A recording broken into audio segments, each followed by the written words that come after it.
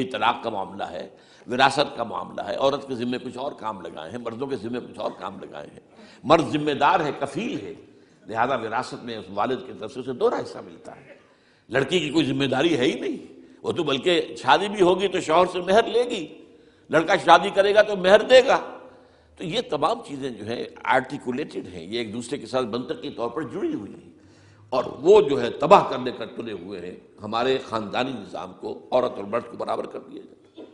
یہ سارا، اور اس سے پہلے جو آیا تھا معاملہ وہ بھی تقریباً یہ ہے کہ زنا کے معاملے سے جو خوف ہو سکتا تھا عورت کو وہ ختم ہو جائے، اس لیے کہ عورت کا معاملہ کیا ہے، اگر زنا سے حمل رہ گیا تو اس کا ثبوت تو آ گیا، کوئی اور گواہ ہے یا نہیں ہے، یہ حمل کہاں سے لائی ہو تم؟ ٹھیک ہے، طے کیا کر دیا؟ پرچہ بھی درج نہیں ہو سکتا اس کا جب تک کہ 4 چشمدید گواہ جا کر کسی مجسٹریٹ کے سامنے گواہی نہ دیں کہ ہم نے اپنی آنکھوں سے دیکھا ہے، تب پرچہ درج ہوگا، تحقیق اس کے بعد ہوگی۔ یہ کہاں ہوگا؟ اس کا مطلب ہے وہ خوف ختم، جو خوف ہو سکتا تھا، جو عورت کو روکتا ہے۔ ایک تو یہ کہ ہمارے ہاں وہ جو بھی آبادی کا معاملہ تھا اور یہ جو برتھ کنٹرول کے معاملے نے آ کر خوف ختم کیے تھے، اور اس کی باقاعدہ جو ہے امریکہ میں، یورپ میں تعلیم دی جاتی ہے، ٹین ایجرز کو اسکولوں کے اندر سکھایا جاتا ہے کہ تم جو چاہو کرو، لیکن یہ کہ یہ ذرا یہ احتیاط کرو، بس اللہ اللہ خیر سمجھ۔ وہی اسی رنگ پر ہماری تہذیب کو لے جانا چاہتے ہیں۔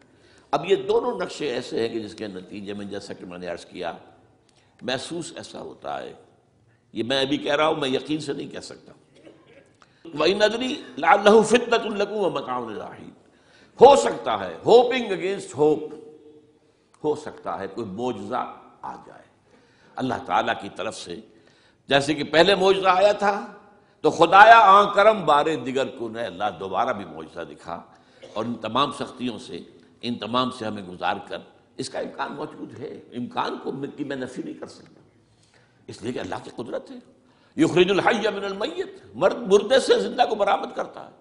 ایک قوم مر چکی ہو، اس میں سے ایک زندہ قوم برآمد ہو جائے، جیسا کہ میں نے پچھلے سال جو تحریک چلی تھی، جو وہ کل آ کے میں نے کہا تھا کہ مجھے یہ گمان ہوا کہ میں یہ سمجھ بیٹھا تھا کہ یہ قوم بالکل مر چکی ہے، لیکن نہیں، جان ہے۔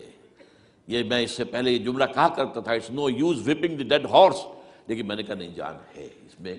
ہمارے ہاں کا پڑھا لکھا طبقہ، تعلیم یافتہ لوگ، انہوں نے جو سختیاں جھیلی ہیں، جس طریقے سے کہ مصائب برداشت کر کے انہوں نے اس تحریک کو برقرار رکھا ہے، اب تک رکھا ہوا ہے، یہ بہت بڑا کارنامہ ہے، اور اس سے معلوم ہوتا ہے، اس سے کچھ نہ کچھ امید کی کوئی کرن پھوٹتی نظر آتی ہے۔ لیکن باقی جو لوگ کہتے ہیں کہ نہیں بس یہ تو بنا ہے اللہ کے حکم سے اور قائم رہے گا، ان سے میں کہا کرتا ہوں کہ وہ اللہ کی سنت سے واقف نہیں ہے۔ اللہ کی سنت سزا کی بھی تو ہے نا، اللہ تعالیٰ رسی دراز کرتا ہے، ایک دم کھینچ بھی لیتا ہے، یہ بھی اللہ کی سنت ہے، مہلت دیتا ہے، پھر ایک دم جو ہے ایک وقت کے اوپر آ کر فیصلہ بھی کر دیتا ہے۔ تو عجب نہیں، ڈرتے رہنا چاہیے، کچھ پتہ نہیں۔ ما غرک بربک الکریم، یہ قرآن مجید میں یہ مضمون کئی بار آیا ہے کہ لوگوں کو بعض اوقات شیطان جو ہے یہ دھوکہ، اللہ بڑا کریم ہے، بڑا غفور ہے، بڑا رحم کرنے والا۔ بھائی وہ کریم ہے، غفور ہے، لیکن منتقم بھی ہے۔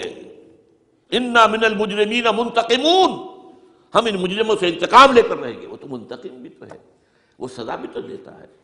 اس نے جہنم جو ہے یہ کوئی ڈیکوریشن پیس کے طور پر تو نہیں بنائی ہے، کس لیے بنائی ہے؟ وہ تو ہم نے فیصلہ کیا ہے، لَأَمْلَأَنَّ جَهَنَّمَ مِنَ الْجِنَّةِ وَالنَّاسِ أَجْمَعِينَ، یہ میں نے طے کیا ہوا ہے۔ تو اللہ تعالیٰ جو ہے سزا بھی دیتا ہے، تو اللہ تعالیٰ ہمیں سے بچائے۔ بہرحال ہو سکتا ہے کہ اس کے بعد بھی اللہ تعالیٰ ہمیں اور مہلت دے دے، اور اس مہلت کے لیے اس کرنے کا کام کیا ہے؟ کرنے کا کام یہ ہوگا دعا اور توبہ۔ پہلے توبہ کی جائے پھر دعا، ورنہ دعا قبول نہیں ہوتی۔ پہلا کام توبہ ہے۔ یا ایھا الذین آمنوا توبوا الی اللہ توبۃ نصوحا، اے اہل ایمان اللہ کی جناب میں توبہ کرو، خالص توبہ۔ کیا مطلب ہے؟ اپنی زندگیوں میں سے شریعت کے خلاف، ویسے بھی اخلاقیات کے خلاف، جھوٹ، دغا، فریب، دھوکہ، غبن، سب کو ختم کرو، سود، بے پردگی، عریانی، فحاشی، ختم کرو۔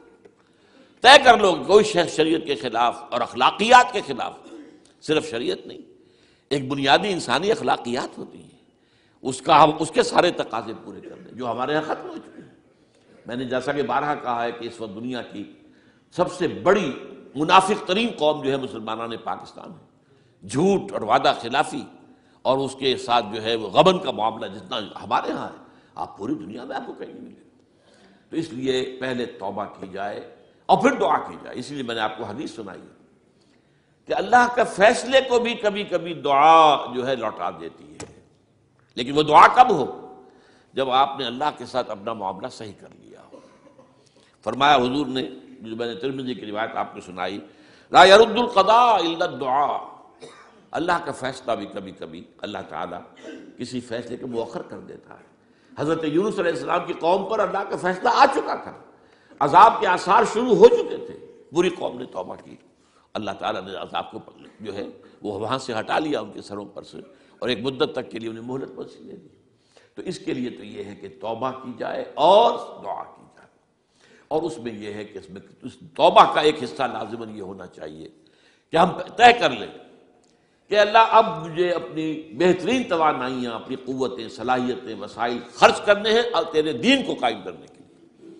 اس کے لیے کسی نہ کسی جماعت کے اندر، جس کو بھی آدمی سمجھے کہ ہاں یہ بہترین جماعت ہے، یہ صحیح ترین جماعت ہے، یہ واقعی اسلام کو قائم کرنے کے لیے کام کر رہے ہیں اور واقعی اس طریقے سے کر رہے ہیں جس طریقے سے وہ ہو سکتا ہے، اگر آپ اس پر لیکن لازم سمجھیں لا اسلام الا بالجماعہ، کوئی اسلام نہیں ہے جماعت کے بغیر۔ یہ حضرت عمر رضی اللہ تعالیٰ عنہ قول ہے، اور حضور کی حدیثیں تو میں نے 12 آپ کو سنائی ہیں، انی آمرکم بخمس اللہ امرنی بہن بالجماعت والسمع والطاعت والہجرۃ والجہاد فی سبیل اللہ، میں تمہیں 5 باتوں کا حکم دے رہا ہوں، اور یہ 5 باتیں وہ ہیں جن کا اللہ نے مجھے حکم دیا ہے، جماعت، سمع و طاعت اور جہاد و ہجرت، یہ 5 باتیں۔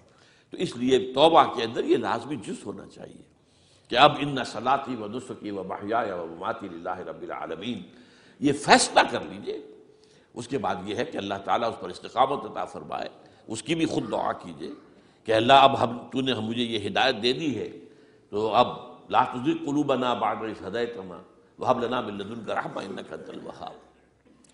ایک دوسری آخری بات میں آج صاحب سے کہہ رہا ہوں، ڈرتے ڈرتے، اگر خدا نہ خواستہ، خدا نہ خواستہ، خدا نہ خواستہ، خاکم بدہن، اگر پاکستان کے لیے بھی اللہ تعالیٰ کی طرف سے آخری سزا کا فیصلہ ہو گیا ہو، جس کے چرچے ہیں، تیری بربادیوں کے مشورے ہیں آسمانوں پر، وہ آسمان اوپر کے آسمان اور ہیں، زمین کے آسمان بھی تو ہیں نا، یہ امریکہ، یہ وائٹ ہاؤس، یہ پینٹاگون، یہ جو ہے اسٹیٹ ڈپارٹمنٹ، یہ سب جو کیا ہے، نیٹو کا ہیڈ کوارٹر، یہ ساری چیزیں کیا ہیں؟ تو تیری بربادیوں کے مشورے ہیں آسمانوں میں، اور اس کے لیے خبریں وہ دیتے آ رہے ہیں۔ بہت سے لوگ کہتے ہیں یہ خام خواہ کے ہیں ان کے، یہ ہمارا صرف بھی ہماری بددلی پیدا کرنے کے لیے نہیں، لیکن یہ کہ جو کچھ انہوں نے نقشے بنائے تھے وہ نقشے تو پورے ہوتے چلے آئے۔ 1897 میں یہودیوں نے جو فیصلے کیے تھے، 20 برس کے بعد بالفور ڈیکلریشن کی شکل میں وہ فیصلہ آ گیا، یہودیوں کو فلسطین میں آبادی کا حق دے دیا گیا، Balfour declaration 1917، only 20 years later۔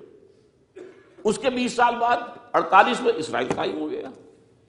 کوئی تصور کر سکتا تھا پچھلی صدی کے اندر یہودیوں کی حکومت قائم ہو جائے گی دنیا میں؟ کہیں امکان کوئی نہیں تھا۔